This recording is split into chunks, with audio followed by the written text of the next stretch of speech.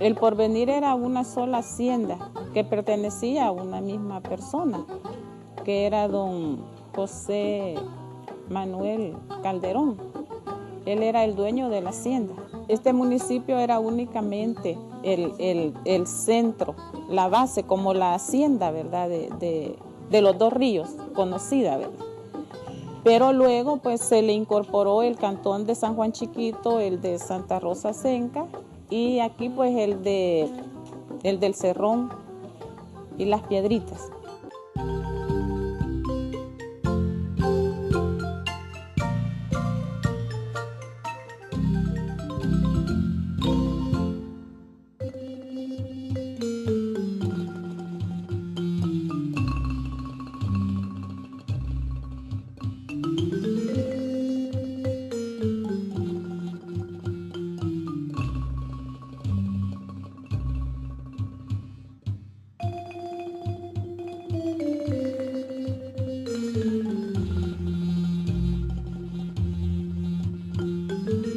Pues fíjese que por lo menos aquí el 80% de la población de aquí del Porvenir, la mayor parte aquí pues se dedica a la caña, lo que es el arroz y lo que es la sandía.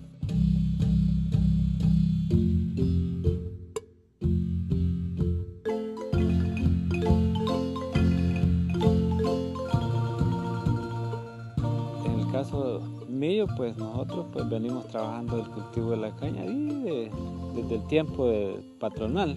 Nosotros la producimos y la mandamos para el ingenio porque ya la procesan, ¿va?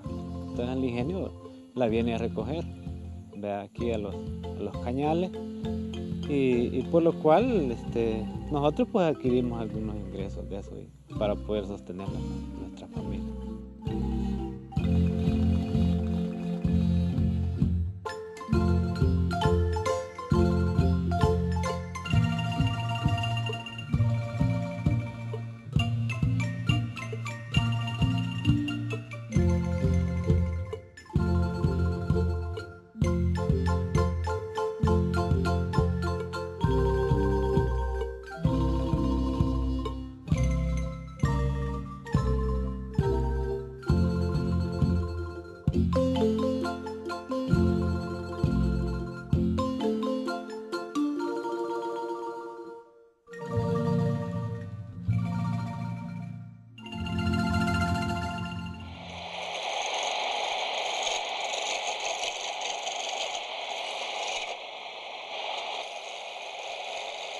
Iniciamos en el tiempo escolar, de que en las vacaciones siempre uno necesita en qué cubrir el tiempo y únicamente como en la casa nuestros abuelos también ya trabajaban de esto, fuimos aprendiendo un poco y hoy después últimamente nos fue ayudando el tiempo. Ahora sí vivimos solo de eso y prácticamente no hacemos más que solo eso.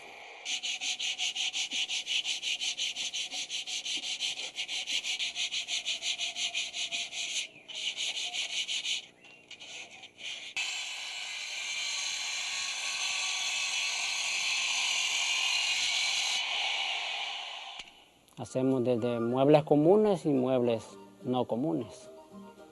Como hacemos estos dibujos que pueden ver, ya no son tan comunes, hay que inventarlos a veces. No existen, sino que a uno se le ocurre y tiene que crear aquello y luego viene lo que hay que realizarlo.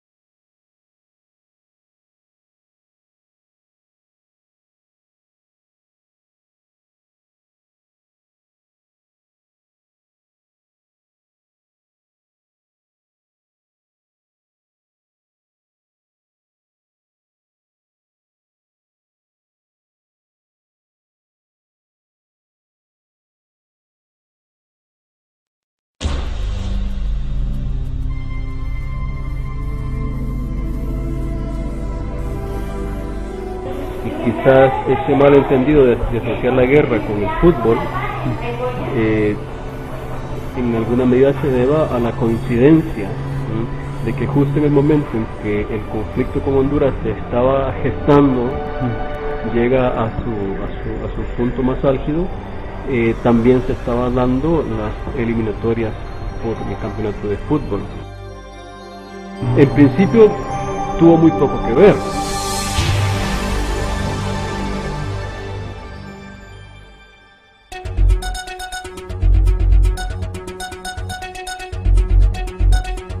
Dos procesos detonantes de más relieve. Uno es el hecho de que desde la década de 1920, por decir algo, ha habido una migración de salvadoreños sin trabajo, sin tierra, hacia Honduras. Esta migración, por ejemplo, en un principio estuvo asociada con trabajos en las compañías bananeras de la costa atlántica, ¿no? Pero luego, sobre todo por la escasez de tierras en el caso de El Salvador, hubo muchos campesinos sin tierra que emigraba a Honduras, a veces comenzaba a trabajar como asalariado en Honduras, se iba quedando, como allá habían tierras abundantes, entonces se asentaban y bueno, esa fue, por así decirlo, una especie de válvula de escape a la situación demográfica que el país tenía.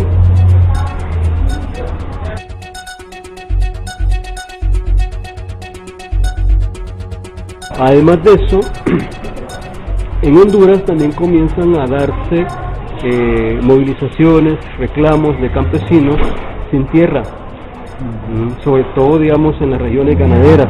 Y entonces, en cierto momento, empresarios, sobre todo terratenientes hondureños, entonces para quitarse presión, por así decirlo, del campesinado hondureño, entonces comienzan a tocar el tema de que en Honduras la tierra era escasa, porque había muchos salvadoreños. La conjunción de todos esos problemas, digamos, de ocupación de tierras, de déficit en la balanza comercial, de asentamiento, mejor dicho, de migrantes salvadoreños asentados ilegalmente en Honduras, más la coyuntura muy particular esa de la eliminatoria para el Mundial, entonces crea como un caldo explosivo, por así decirlo.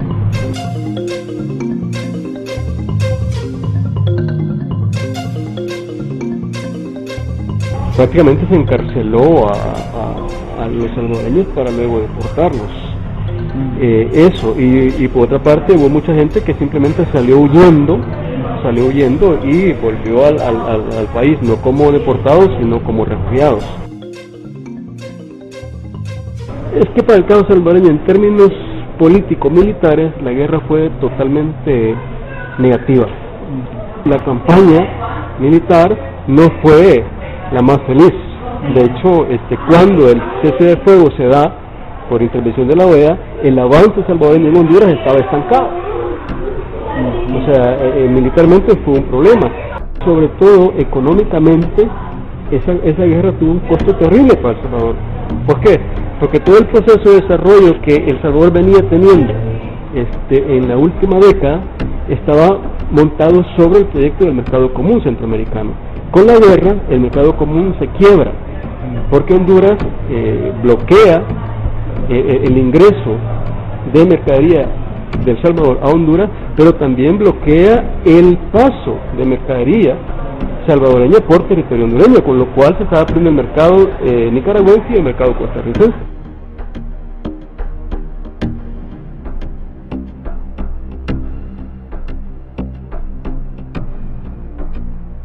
Al interior del país, entonces, ¿qué sucede? De que un país que ya tenía serios problemas agrarios, serios problemas económicos, de repente se encuentra con una cantidad significativa de salvadoreños que vuelven a su país con las manos vacías. Y es gente que en Honduras había hecho su vida trabajando la tierra.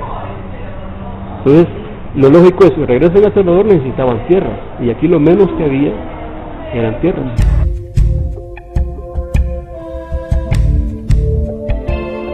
Porque esta gente, digamos que había emigrado muchas veces de años atrás a Honduras, de repente pierde todo lo que había acumulado en su trabajo en Honduras.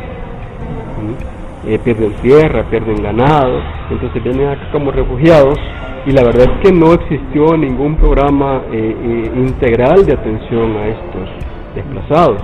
Entonces muchos de estos desplazados en realidad tienen que jugársela por su cuenta, y definitivamente para ellos todo ese proceso fue terriblemente dañino.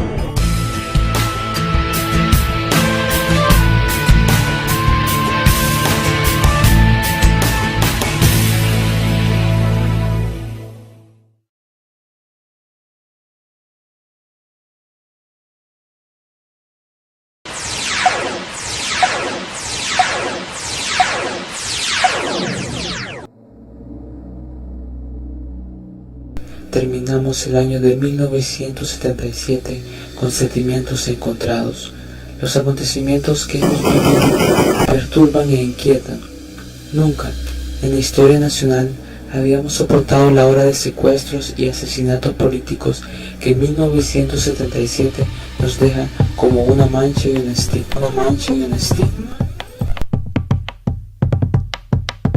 Después de aquellas elecciones fraudulentas del 20 de febrero de 1977, fuerzas gubernamentales dispararon contra una vigilia de protestas, la cual se realizaba en el centro de San Salvador. Alrededor de la medianoche del 28 de febrero, efectivos de la Guardia Nacional, el Ejército y la Policía de Hacienda rodearon la plaza y ordenaron a 100.000 personas congregadas en el lugar que se dispersaran. Las fuerzas gubernamentales inmutables abrieron fuego. Muchas personas murieron en esta masacre. Es triste registrar el desaparecimiento físico de notables personalidades del campo industrial, financiero, cultural y político, así también de humildes obreros. La lista sería interminable si añadiéramos los nombres de los trabajadores rurales muertos también por las causas violentas. A los repudiables crímenes de los hombres públicos y de la empresa privada hay que agregar el de los 2 sacerdotes asesinados con premeditación y alevosía indescriptible. La Iglesia Católica Salvadoreña ha perdido 2 pastores respetados y queridos por la feligresía. El año de 1977 nos deja con la sensación de una pesadilla. Nuestros deseos son que 1978 sea un año de rectificaciones horrorosas para todos los grupos y sectores involucrados en la contienda social. Si no creyera en el delirio, si no creyera en la esperanza.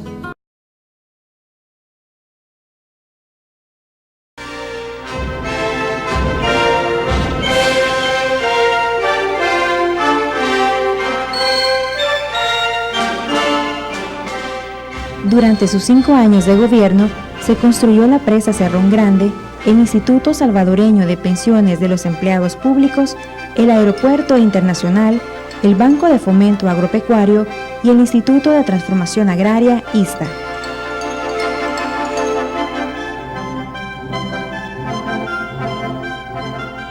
Desde el inicio de su gestión, se propuso impulsar un proyecto de transformación agraria que fracasó por el rechazo del sector privado y de algunas asociaciones campesinas. Una de las críticas que se hacía a eso, pues que, por ejemplo, afectaba solo el oriente de la República, no el occidente, pues era una cuestión, una transformación agraria que no daba satisfacción. El coronel Molina llega a la presidencia mediante las cuestionadas elecciones celebradas el 20 de febrero de 1972, donde, según denuncias, el partido PCN despojó del gane al opositor partido Unión Nacional Opositora 1, que llevaba como candidato al ingeniero Napoleón Duarte. A raíz de los fuertes cuestionamientos, el Consejo Central de Elecciones decide que sea la Asamblea Legislativa la que define al ganador. Con los votos de 31 PCNistas, Molina es proclamado presidente. En el periodo de su gobierno se intensificó la confrontación política y social en demanda de empleos, mejores salarios y respeto a los derechos humanos. Este exmandatario proviene de una familia de clase media. Su padre, quien era teniente coronel, lo introdujo en la carrera militar a la edad de 18 años, hasta lograr el grado de coronel. Su incursión en la palestra política se da luego de desempeñar varios cargos públicos y convertirse en colaborador cercano del general Fidel Sánchez Hernández, quien al cierre de su periodo lo impone como candidato presidencial. Y él tuvo, es decir, el cumplimiento y acatamiento de principios morales, éticos, religiosos. Él respetó, pues, sobre todo a nosotros los ministros, nos oía. Una de las modalidades de su gestión fue hacer giras permanentes a diferentes puntos del país, las que denominó Gobierno Móvil, con el fin de conocer las necesidades de la gente. Hacía visitas, por cierto, muy tempraneras. Entonces, cuando menos sentía uno, estaba él visitando, por lo general entre las 7 y las 8 de la mañana, cuando se iniciaban las labores de los ministerios. Y él oía, platicaba con los empleados, es decir, sin categorías, pues. Uno de los hechos que marcó su administración fue la intervención militar a la Universidad de El Salvador, ordenada 2 semanas después de asumir la presidencia. Esta culminó con la suspensión de clases de 20.000 estudiantes, el despido de docentes, el saqueo y destrucción de sus instalaciones. Quedó en condiciones desastrosas. Es decir, se llevaron incluso hasta las lámparas fluorescentes, máquinas de escribir, los automóviles, se destruyeron las bibliotecas. Realmente fue un retroceso enorme y cruel para el país. A los estudiantes los tiraron al suelo y allí los patalearon, ¿verdad? Encima de ellos. Y a las secretarias, ya no digamos, ellas no hallaban ni qué hacer porque cómo se iban a ir. Y algo horrible. En la medida que recrudecía la tensión social, el sector estudiantil también se organizó. En 1975, Molina ordenó reprimir una marcha de estudiantes en la que fueron asesinados 37 jóvenes y resultaron heridos y encarcelados un número incontable. A finales de su mandato se registraron secuestros de personas, de familias influyentes e inició el asesinato de sacerdotes. Molina entrega el poder en 1977 a otro militar, el general Carlos Humberto Romero. En la actualidad, Arturo Armando Molina reside en Los Ángeles, California, junto a su familia, en donde goza de una cómoda pensión.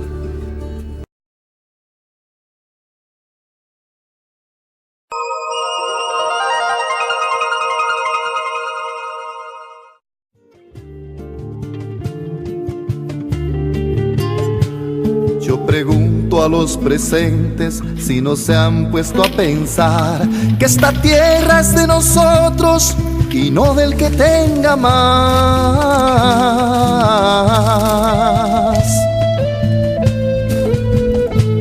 Yo pregunto si en la tierra nunca habrá pensado usted que si las manos son nuestras, es nuestro lo que nos dé. A desalambrar, que la tierra es nuestra, es tuya y de aquel. Nosotros comenzamos el 6 de marzo de 1980. A partir de allí, fue una toma que hizo el ejército y nos dijeron que nosotros íbamos a ser los dueños de la propiedad. Para nosotros era algo nuevo. De repente, inclusive a mí me llevaron con el fusil aquí detrás que íbamos a hacer una cooperativa y no sabía qué era. Todavía hay sorbetes con paletas. En los años 70, El Salvador estaba bajo una dictadura militar y la población sufría la represión ejercida por la oligarquía y el ejército.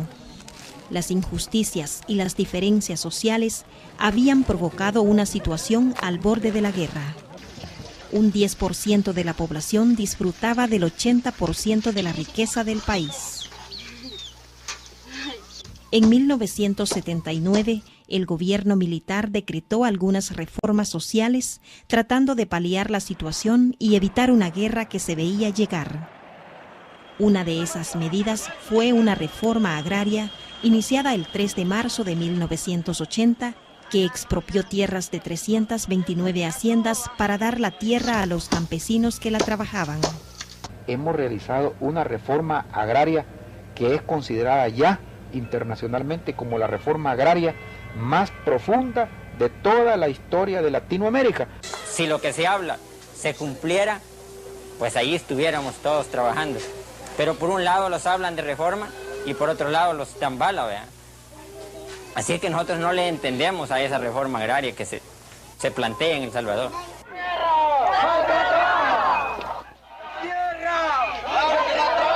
La reforma agraria surgió debido a que había un movimiento campesino bastante fuerte, con una visión contrainsurgente, y se temía un levantamiento campesino. Una verdadera reforma agraria estaría dándole al campesino no solo la tierra, sino que todos los instrumentos para su desarrollo. O sea, que le garantizaran no solo la comida, pues no solo la sobrevivencia, sino que el desarrollo. Por eso decimos no ha habido reforma agraria integral en el país, sino que lo que ha habido es un traspaso de tierra a unos campesinos, pero que los han abandonado. Los fraudes que hicieron en contra del cooperativismo, negándole los créditos, negándole la asistencia técnica, llevándolas a que sus productos se los pagaran después de que había vencido el crédito con la banca para que la banca cobrara intereses moratorios y ir buscando la forma de cómo estrangular económicamente a las cooperativas, es que nosotros logramos entender que el proceso de reforma agraria era contrainsurgente. En realidad, la derecha siempre creyó y sigue creyendo que las tierras no podían estar en manos de los campesinos. Finalmente, solo resultaron beneficiadas el 14.85% del total de familias campesinas del país. 65. Mire, la reforma agraria nada más fue como cuando el niño llora y le dan un dulce. Porque en la realidad a nosotros, primeramente no nos prepararon. Nos crearon una ley donde nos encajonaron, donde nosotros teníamos que ser obedientes a todo lo que nos dijeran.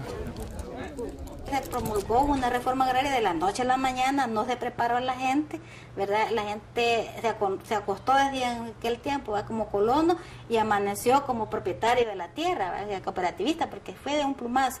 Entonces le entregaron 5.000, 6.000 manzanas a una gente que no sabía ni leer ni escribir. Tenía un hato ganadero de 10.000 cabezas de ganado y nunca había visto una vaca en su vida. O nunca había manejado una empresa de ese nivel.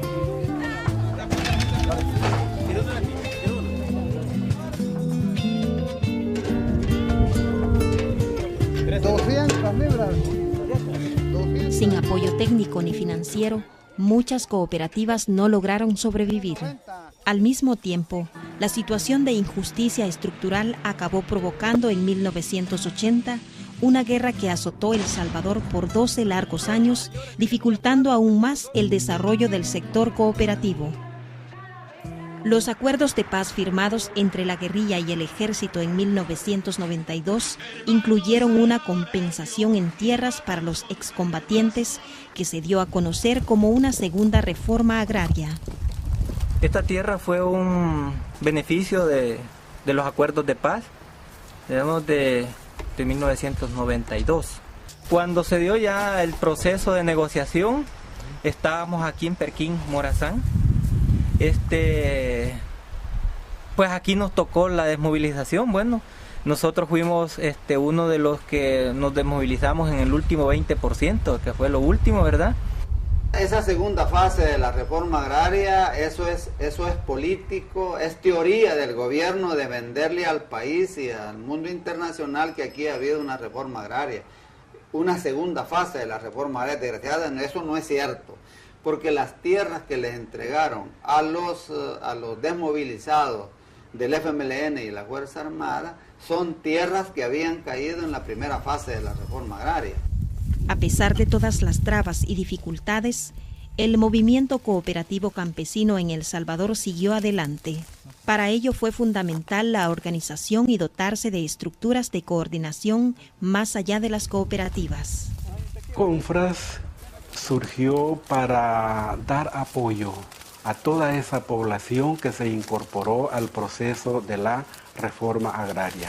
los cooperativistas sintieron la necesidad de crear sus propias estructuras para atender sus necesidades. Confras se conforma de 7 federaciones, tiene 2 asociaciones, una es de productores y la otra es de mujeres. En total, hay 131 cooperativas miembros de Confras que junto con las asociaciones suman un total de 8.639 asociados y asociadas. Con la ayuda de la Confederación, las cooperativas tratan de impulsar la producción y mejorar las condiciones de vida de sus asociados. Una de las estrategias más destacadas ha sido la diversificación productiva de las parcelas de las cooperativas. Estamos trabajando alrededor de 10 manzanas de tierra con una forma ecológica. Tenemos alrededor de unos 8 años de venir trabajando este tipo de agricultura y la tenemos planificada de varias formas. Tenemos, por ejemplo, el frijol que hemos cultivado, frijol seda, ¿verdad? Tenemos frijol canavalia, también cultivado. Hay frijol terciopelo, o moucuna, que nosotros le decimos. También tenemos lo que es isote con doble propósito, ¿verdad? Que nos sirva de barrera viva, pero además la flor nosotros la comemos también. Y tenemos piña, tenemos ayote también en esta parcela que nos sirve para el consumo. Este zacate vetiver lo hemos comprado para que le ayude al suelo a detener, a que no se lave mucho el terreno y le ayude a conservar todo lo que le cae, ¿va? Pues nosotros lo que hemos hecho es tratar de hacer una diversidad de cultivos en el sentido de que siempre pensamos en conocer las fechas en qué momento las plantas están echando fruto, y lo que queremos es que a cada mes de cada año haya cierta fruta para que nosotros la podamos comer. Diversificar significa tener ingresos en diferentes momentos del año y no depender de un monocultivo. También lo que significa es que nosotros podemos tener como 2 o 3 cultivos importantes que al final tenemos ingresos diversos. Nuestra finca nos está dando lo que es la alimentación sano y saludable, también la parte económica, porque nosotros ya estamos cultivando y estamos cosechando como naranja, guineo, café, y eso es un ingreso económico que nosotros recibimos además de consumirlo.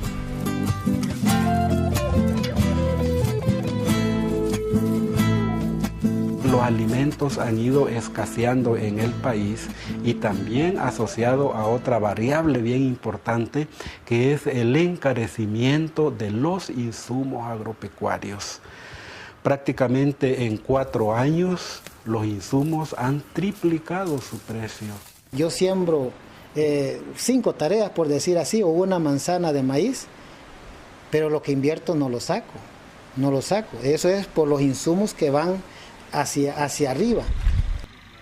Frente al encarecimiento de los insumos agropecuarios, como los abonos, fertilizantes o pesticidas, Confras impulsa una reconversión hacia una agricultura orgánica. Nosotros ahorita estamos tratando de recuperar esa idea de que la gente haga sus propios abonos para que siembre sus propias semillas criollas. ¿Vea? Todo esto que está aquí es maíz criollo, ya hemos empezado a trabajar con ello. ¿Vea? Tenemos la posibilidad de que tenemos el programa de campesino a campesino que le está enseñando a la gente a cómo manejarse, ¿vea? Por sí solo, sin depender del agroservicio, sin depender de los químicos y de las semillas híbridas, que son tan caras y que la gente no ajusta para comprarlas, y que de paso le molestan el organismo a uno. Recuperar las semillas criollas se ha convertido en una decisión estratégica para la reactivación de la producción campesina. Aquí tenemos 3 variedades de maíz. Tenemos la que es semilla híbrida, que es la que venden de parte del Estado.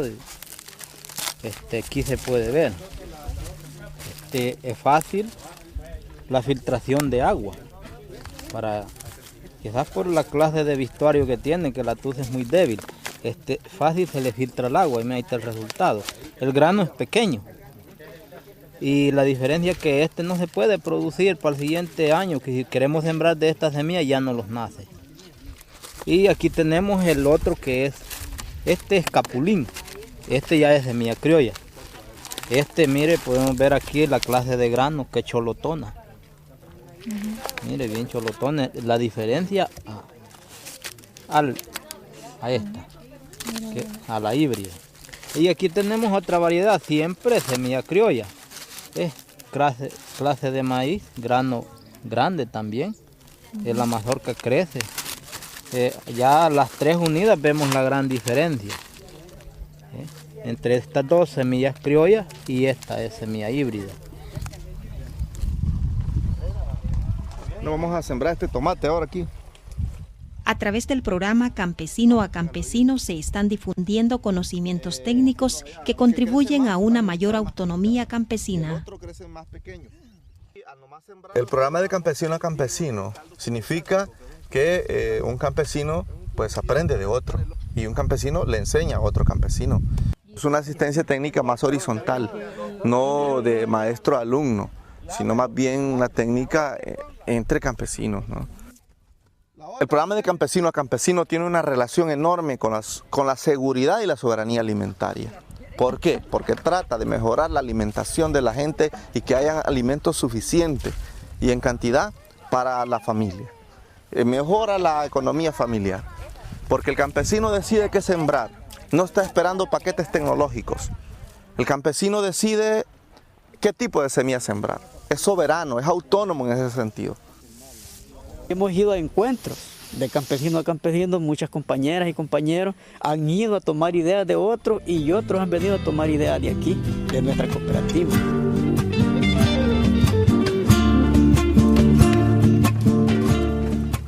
Para poder mejorar las técnicas agroecológicas,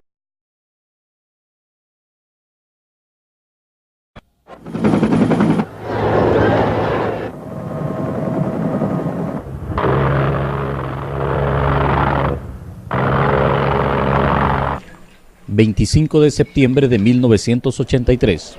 Tenancingo, en el departamento de Cuscatlán... ...es víctima de una masacre que dejó más de 50 civiles muertos. Ahorita una maniobra que está a nivel nacional, entonces tenemos tomado la población San Pedro Norte.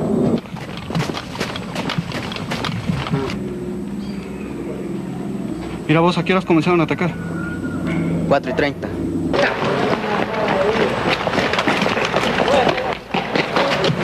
Siga. ¡Métanse a las casas! ¡Métanse a las casas! Va, pues avancen.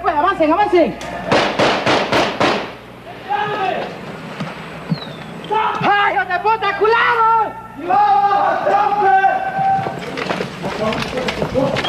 ¡Aquí vamos, fuerzas especiales, hijos de puta! ¡Ahí hay prensa! ¡La casa se metió!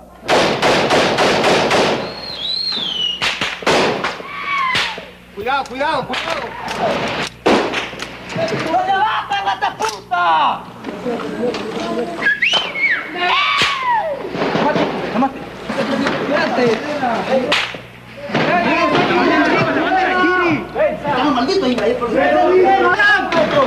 ¡Salgan! ¡Rápido!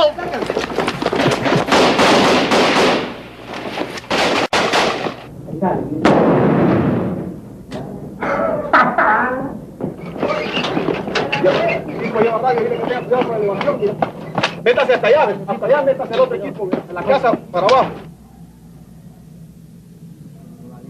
¡No! ¡No, hombre! ¡No!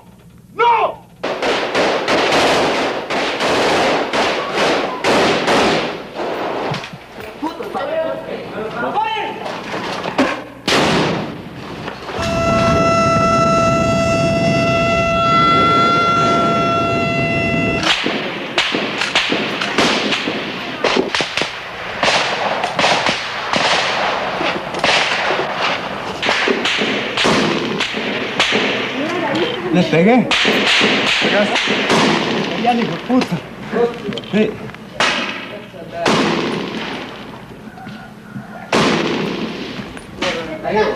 Sí. ¿Qué pasó? Le pegué. Le pegué al otro.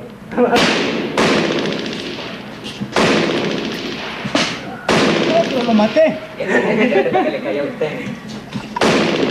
Lo rematé. Poneme tropa ahí, ve. Ponme ese tropa ahí enfrente. ¿A qué hora fue esto? Más o menos hora y media tenemos de estar aquí. ¡Subime aquí, hombre! ¿Cuál es el miedo?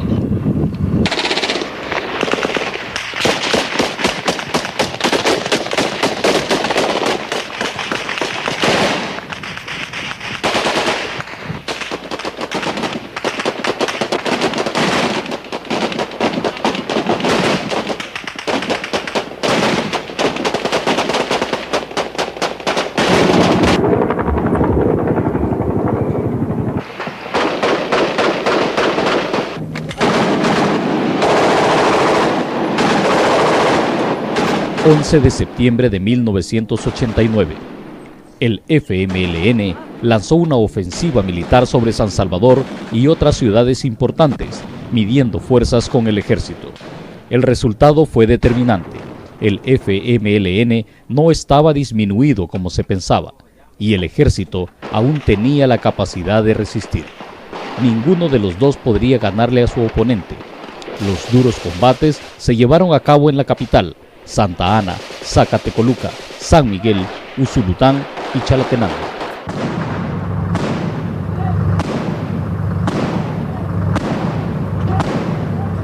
Somos prensa internacional. Párese. Que nos paremos, que nos paremos. Párese ahí. Prensa internacional. ¡Silencio!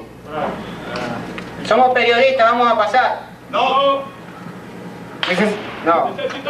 No dispare, somos periodistas, somos la prensa internacional. No importa, para atrás. Okay. ¿Quiénes son ustedes? Traiga a alguien de la embajada. ¿De qué embajada? Americana. Nosotros estamos durmiendo aquí, ellos vinieron y atacaron. Nosotros no queremos problemas. ¿A quiénes quieren aquí? No, vamos, es tu mérito. Ustedes son de la embajada norte. Díganos, por favor, quiénes son. Somos de la embajada americana. Estamos aquí y estamos atrapados. Nos tienen atrapados aquí. Somos de la Cruz Roja. Aquí está la prensa internacional. ¡Para atrás o disparo! Okay, no, está toda la prensa, señores, está toda la prensa. Afuera, la prensa extranjera aquí. Está toda la prensa. No apunte, está toda la prensa, no apunte. Vamos. Para arriba.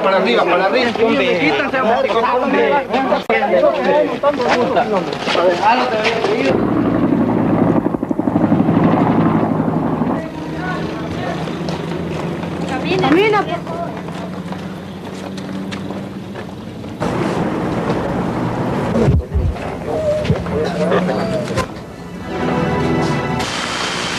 Este es el barrio de Dios. ¡Ah! ¡Ah! ¡Ay! ¡Ay! Ya del casi por el mundo.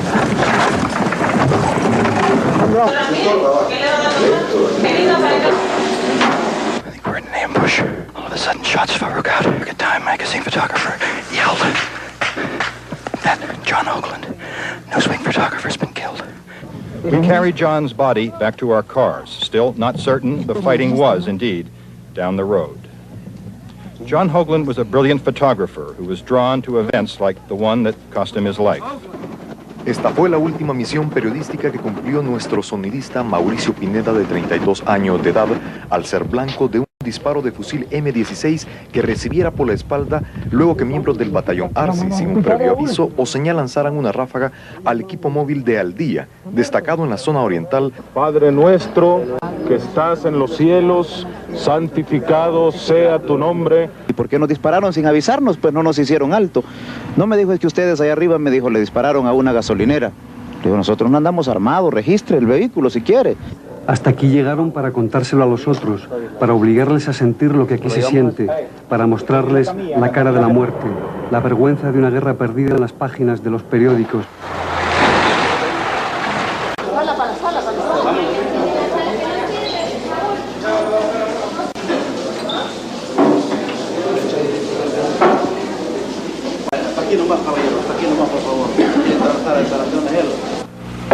a los combatientes el respeto a nuestro emblema.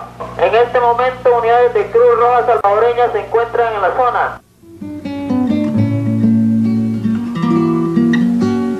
Yo iba para mi casa con Roberto y me dispararon. ¿Quiénes fueron?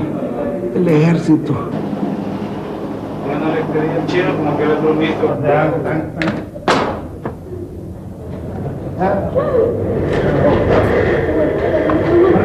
Prepara, doctor, hombre. Doctor, pasa. León Gieco.